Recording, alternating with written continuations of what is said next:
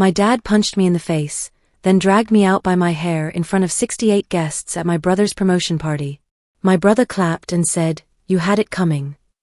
No one stopped them. But they didn't know. I made a few calls that changed everything. I'm Jenna. 2 weeks ago, I walked into my brother's promotion party with a gift and a fake smile and walked out with blood in my mouth, my hair ripped from my scalp, and my dignity trampled in front of 68 people. My dad hit me. My mom laughed. My brother clapped and said, "You had it coming." And not one person stopped them. But that wasn't the worst part. The worst part, it wasn't just one night. It was years of quiet theft, manipulation, and betrayal that all came crashing down in that ballroom. So, what do you think happened after I made one phone call that night? The grand ballroom at the Riverside Country Club was everything my parents loved: marble floors, crystal chandeliers, and the kind of old money elegance that screamed we belong here. 68 people dressed to the nines, all here for my brother Trevor's big night. The decorated Marine, the golden child, finally getting his promotion to lieutenant colonel. And then there was me, just Jenna, the daughter they rarely mentioned, the sister they pretended didn't exist until it was convenient to make me the punchline. I hovered by the back wall, clutching my purse like armor, watching my mother Linda flit from guest to guest like she owned the place. Her pearls caught the light as easily as her practiced smile.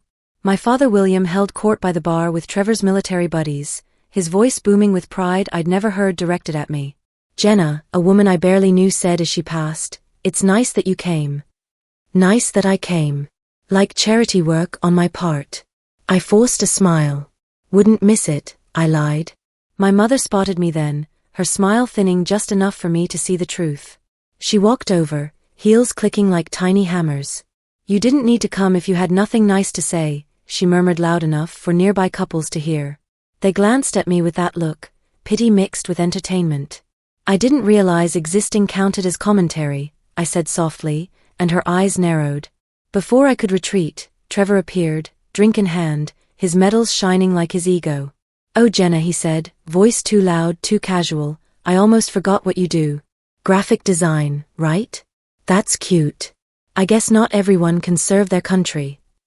Something inside me snapped. "At least what I do doesn't come with a built-in fan club," I said, my hands trembling despite my light tone. The smirk faded from his face for a second. But before I could savor it, a shadow loomed over us. My father. His jaw was tight, eyes already bloodshot from whiskey. "What did you just say?" His voice was low, dangerous. I opened my mouth to answer, but I didn't get the chance. He moved faster than I thought a man his age could. The crack of his fist connecting with my face was louder than the string quartet. The music stopped. Conversations stopped. My world stopped. Pain exploded through my jaw. Then his hand was in my hair, yanking me backward, dragging me toward the exit like trash to be taken out. Through the ringing in my ears, I heard my mother's laugh, sharp and delighted. Trevor clapped slowly. "You had it coming." The hallway outside was colder, quieter, but it didn't feel safer. He released me just outside the doors, and I stumbled, catching myself against the wall.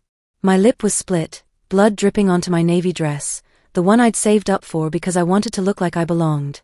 My scalp ached where his fingers had yanked my hair. I didn't look back. I couldn't. I ran to the parking lot, every step heavier than the last. By the time I reached my Honda Civic, my hands were shaking so badly I could barely get the keys out. I sat in the driver's seat, slamming the door like it could keep out the sound of my mother's laugh, Trevor's words, the silence of all those people who watched and did nothing. In the rearview mirror, a stranger stared back, swollen lip, tangled hair, eyes red with tears I didn't remember crying. I wiped blood from my chin with the back of my hand and whispered, "This isn't just another night. This is war." I drove home on autopilot to my small apartment in Austin's East Side, hands clenched on the steering wheel. The bathroom light was unforgiving. I stared at the stranger in the mirror, left side of my face already bruising purple, my dress torn at the shoulder. But I didn't cry. My body had decided I'd already given them enough. I grabbed my iPhone and took photo after photo. My face, my dress, my arms. Evidence. That word kept echoing, evidence. Sitting on my bed, I scrolled through my contacts past names I hadn't spoken to in years. Then I saw hers, Natalie Brooks. Back in law school at UT, she'd been brilliant but broke, one bad semester away from losing everything. I'd helped her when no one else would, slipping her my old textbooks, buying her meals, even covering part of her rent once. "You saved me," she'd said back then. Now, years later, she was one of Austin's top attorneys. I pressed her name. The phone rang 3 times. "Jenna." Her voice was groggy, surprised. "Natalie." My voice cracked. "I need help. I don't know who else to call." "Talk to me." I told her everything. From the moment I walked into that ballroom to sitting in my car with blood on my dress and humiliation in my veins. I didn't hold back this time, no softening, no excuses, just the raw, ugly truth. She didn't interrupt. When I finally stopped, when my throat felt like sandpaper, she said steady and calm, "You need to come to my office tomorrow morning. We'll fix this. I promise." Something in her tone made me believe her. After we hung up, I wasn't done. I opened my contacts again and found Ray Martinez, my landlord, a retired Austin PD detective turned private investigator. If anyone could help me stay safe and gather what I needed, it was him. I left a voicemail. "Ray, it's Jenna. I need help. Urgent. Please call me." Within minutes, my phone buzzed. A text, "You're safe. I'll dig." It wasn't much, but it felt like armor. 2 days later, Ray texted, "Come by. Got something you need to see." I took a long sip of coffee and headed down to his unit in our complex. Ray had been my landlord for 3 years, a quiet man with watchful eyes who'd served 20 years with Austin PD before going private. When I knocked, he opened the door immediately, like he'd been waiting. "Jenna," he said, stepping aside. "You look like hell, but you're still standing. That's what matters." He handed me a steaming mug and led me to his kitchen table. Without small talk, he reached under a stack of papers and slid a thick manila folder across the table. "You need to see this."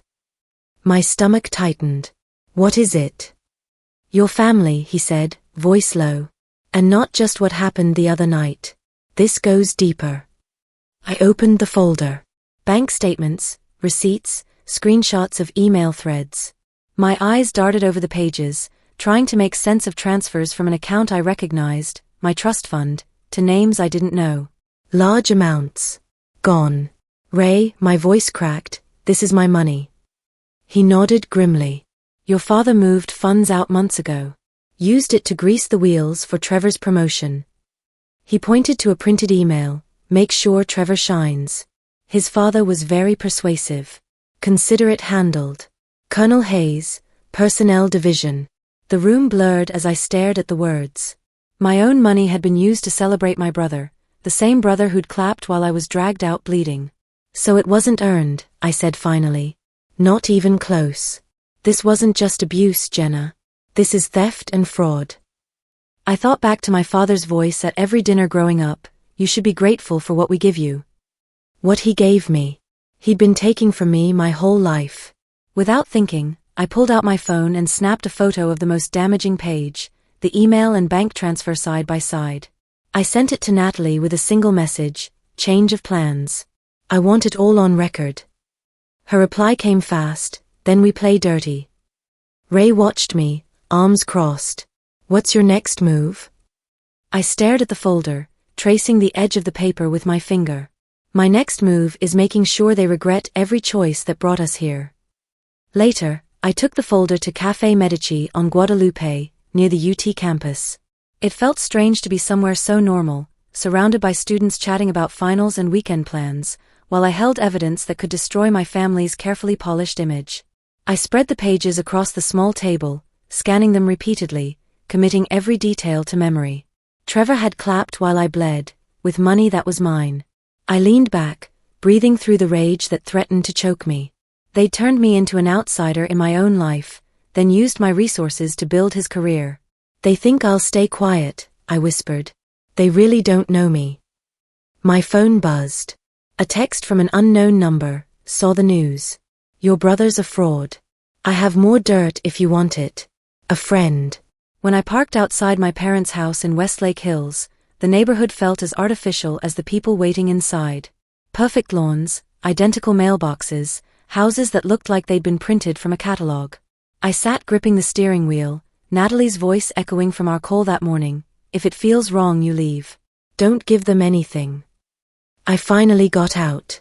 The October air felt heavy as I walked up the familiar stone path. Growing up, I'd imagined running away from this house. Now I was walking in by choice, knowing they had no idea who they were dealing with. My mother opened the door before I knocked, dressed in one of her pastel cardigans that made her look so delicate, so harmless. "Jenna," she said in that soft voice she used when playing victim. "Thank you for coming." "Let's just get to it," I said flatly. She flinched but stepped aside. The house smelled like lemon polish and whatever expensive candle she'd lit to mask the tension. My father was already seated in the formal living room, the space we only used for holidays and performances like this. Trevor lounged beside him, phone in hand, that familiar smirk already in place. "Jenna," my father said without looking up, like I was a subordinate called to his office. "Sit." I stayed standing. On the coffee table sat a neat stack of papers. I didn't need to read them. Natalie had warned me they might try this. "We asked you here," my mother began, "because we want to resolve this unpleasantness as a family." Trevor chuckled. "You mean because she's making a big deal out of nothing?" I looked at him, my voice ice cold. "Still riding high off your fake promotion, Trevor? Must be nice to win awards with someone else's money." His smirk faltered. My father's hand clenched on the armrest. "Enough," he barked. "We're here to put this behind us." He slid the papers toward me. "This is an agreement. You'll sign it, take a generous payout, and in return, this whole situation disappears. No more drama, no more embarrassing the family." I glanced at the top page. Non-disclosure agreement. Waiver of legal claims. A gag order dressed up as a peace offering. "Generous payout," I repeated, picking up the document. "Funny how you think my silence has a price." "It's a small bruise, Jenna," Trevor said, voice dripping condescension. "Why blow up the family over that?" I stared at him. "You watched me get dragged out by my hair while you clapped. You think I care about family?" My mother leaned forward, voice all syrup and poison. "This will protect everyone's reputation, dear. Including yours." That's when I spotted it, a small voice recorder tucked behind the lamp. Subtle, but not enough. They weren't just trying to buy me off, they wanted to twist my words if I lost my temper. I put the papers down carefully. "You know what's funny? You think I walked in here as the same Jenna you used to push around. You think I didn't notice your little recorder. You think you can throw me pennies from my own stolen trust fund and make me disappear." My father slammed his hand on the table, rattling the coffee cups.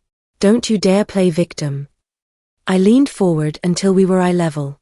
"I'm not playing anything. I came here to give you a chance. This isn't a negotiation. This is your warning." Outside, the night air hit me like cold water. My hands shook, but it wasn't fear anymore, it was clarity. They thought this was about bruises and signatures. They had no idea what was coming. "They want me silent," I whispered, pulling out my phone. "Instead, I'm calling someone who makes noise for a living." The drive to Threadgills on North Lamar felt longer than it was. I'd chosen the iconic Austin diner because it was public but not fancy, somewhere my family would never go. Catherine Walsh was already there when I arrived, sitting in a corner booth with her laptop open. Across from her sat Ray, looking comfortable in his worn leather jacket. "You look like you've made a decision," Catherine said as I slid into the booth. "I told you it was bad," Ray added. "I didn't realize how bad until I dug deeper." He slid another folder across the table. Inside were bank statements, wire transfers, and corporate filings I didn't recognize. My trust fund had been drained through shell companies with names like Lone Star Consulting and Hill Country Investments. "They didn't just steal your money," Catherine said, disgust lacing her calm voice. "They laundered it through Trevor. Your brother's promotion, that celebration, it was bought with your inheritance." Ray leaned forward. "Trevor bragged about it at the base gym. Said he was making big moves with family money. He acted like it was some brilliant investment strategy. I kept quiet then. Now I'm done protecting him." I swallowed hard, heat rising in my chest. "So they stole from me, beat me, then celebrated it in front of an audience. That's about the size of it, Ray confirmed. Catherine's expression sharpened. This isn't just civil anymore, Jenna. This is fraud, grand larceny possibly.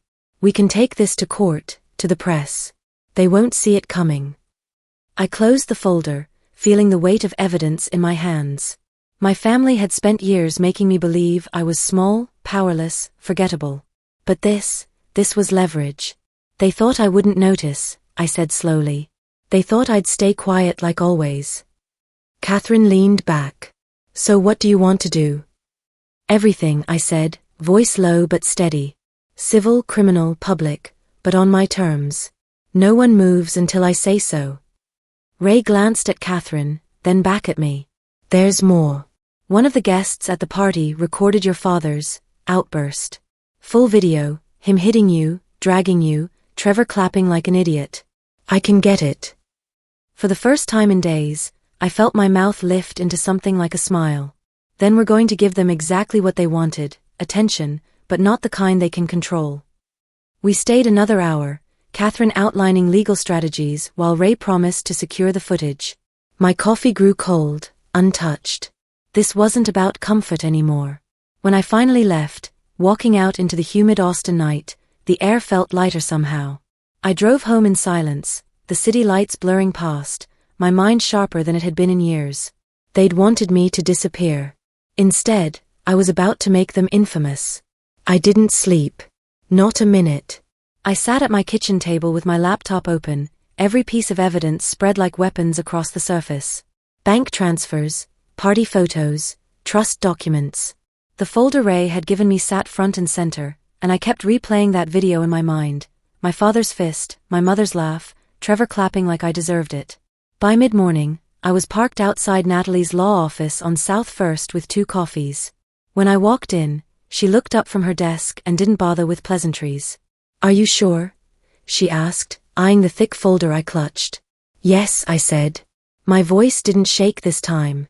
Once we do this, there's no undoing it. You'll be the woman who exposed her family. You need to be ready for that. I placed the folder on her desk. They made me their scapegoat for years. Now they can be the headline. We reviewed everything again, the video, the transfers, the emails Ray had uncovered. Natalie drafted an official statement, crisp and calculated, framing the assault as part of a larger pattern of coercion and financial exploitation. This tells your story without making it a pity piece, she explained. It positions you as someone reclaiming power. Good, I said, because I'm done playing victim. By afternoon, we were meeting Isabella Rodriguez at Radio Coffee on Barton Springs Road. Isabella had built her reputation writing about corruption in Austin's business and political circles for the Austin American Statesman.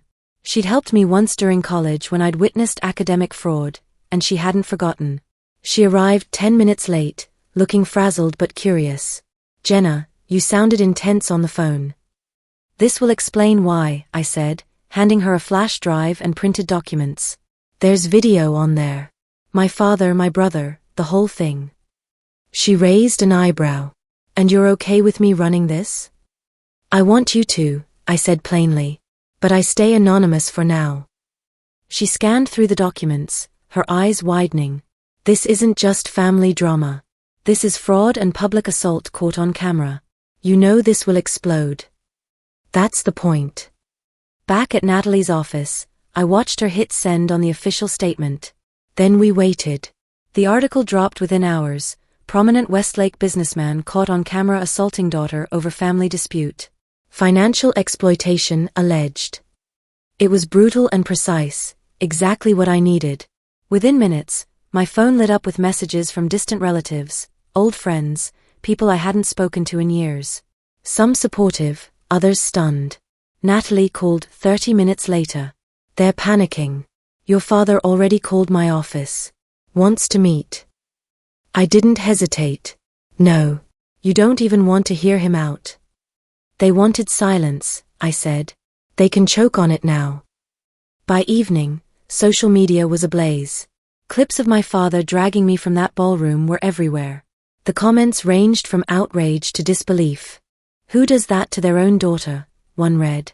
Imagine being Trevor, Clapping while your sister bleeds, said another. As I sat in my car, staring at notifications piling up, a new message buzzed through. Unknown number, you think you've won? You don't know what's coming. I stared at it, pulse steady, fingers tightening around the phone. The courthouse steps felt like walking into history. Every camera flash, every whispered conversation, every curious stare, they weren't looking at me like the black sheep anymore. They were looking at me like someone about to rewrite the narrative.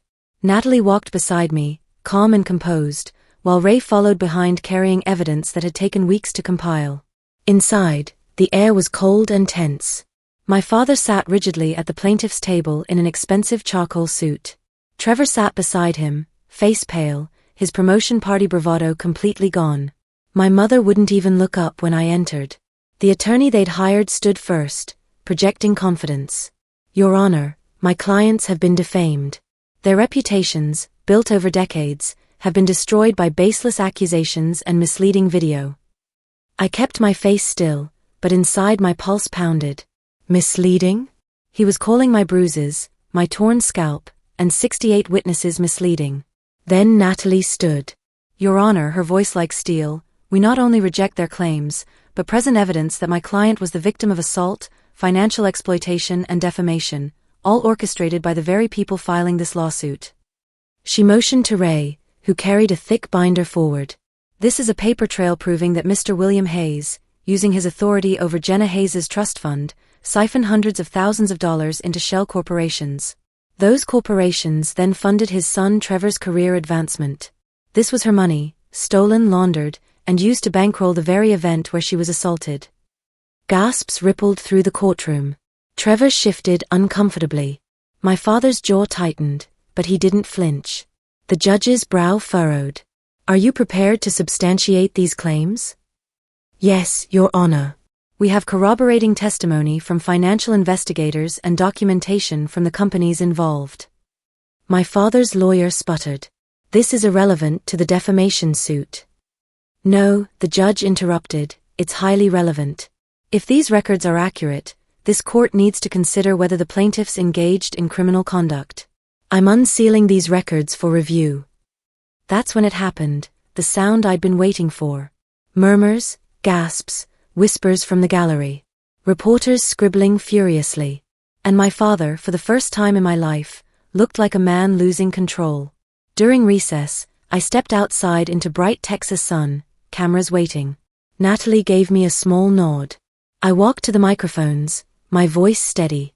For years, I let them define me as the problem child, the ungrateful one, the failure. But today, I reclaim my name. This isn't just about what happened at a party. This is about years of abuse, financial theft, and coercion. I won't be silent, and I won't be intimidated. Behind me, Natalie handed Isabella the flash drive with the full unedited video. Within an hour, it was live online. The internet exploded. The clip showed everything, no clever edits, just ugly truth. By day's end, my father's company had lost major contracts. Trevor issued a statement resigning from his position. My mother still wouldn't look at me. Later, in Natalie's office, she asked quietly, "Do you feel satisfied?" I thought for a long moment. It's not satisfaction. It's freedom. Before leaving, I pulled out the necklace my mother had torn from my neck at that party. I fastened it back where it belonged. This time I whispered, "It stays." Walking into the cool evening, I felt lighter than I had in years. Some doors, once slammed shut, should stay closed forever.